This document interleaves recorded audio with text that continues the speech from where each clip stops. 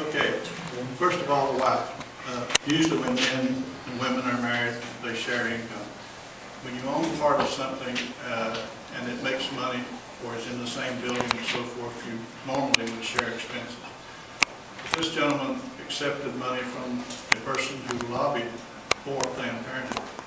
He also has made a lot of money, as he admitted on 60 Minutes, if you care to watch the 60 Minutes segment, from lobbying for drug companies that sent hundreds of millions of drugs into this state.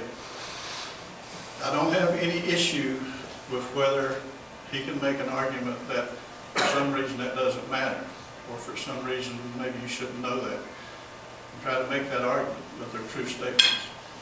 We could go on forever with this back and forth, but the idea that he's the only conservative in this candidate, he wouldn't even be in this state running as a Republican had I not cleared the way for him. Evan Jenkins would not be a Republican if I had not cleared the way for him. What is more conservative than getting rid of a $5.5 billion bond that would have allowed the state to waste that much money?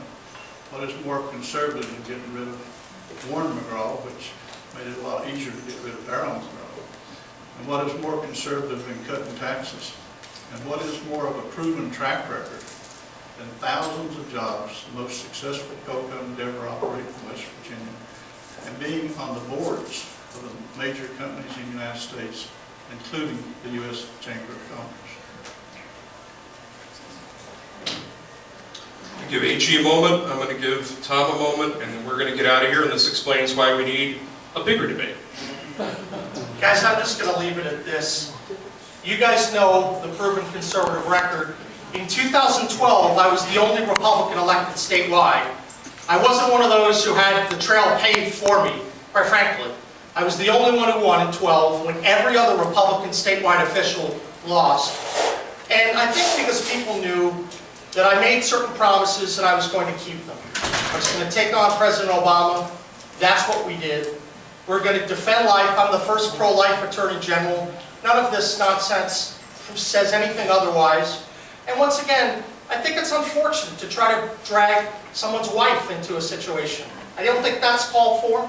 I never did that in all the years I've been campaigning, whether it's Darryl McGraw or Doug Reynolds and his family. I don't think that's good politics. I'm going to stand on my positive record on the issue of life, on the issue of Second Amendment, taking on federal overreach.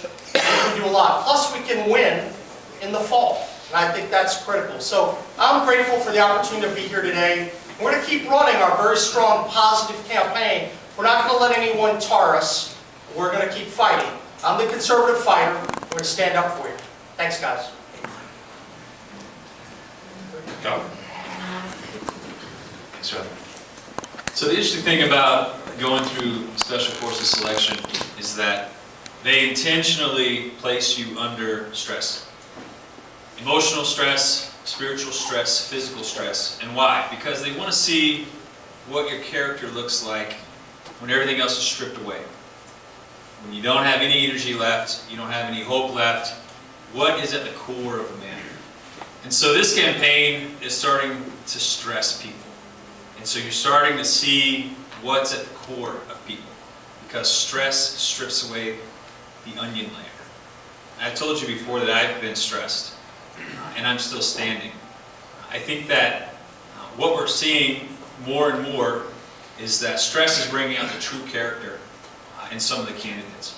Now, I agree with Mr. Blankenship that it's not negative campaigning if you're talking about the truth, because facts are facts.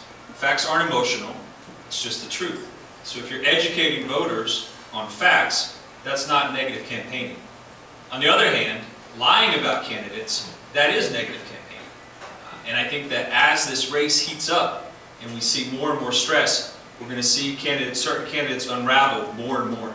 And I just wanted to point that out to you so that you have a keen eye to watch and make sure that we pick somebody that has the character to make it through the general election, which, make no mistake, is going to be the most expensive race in the history of the state.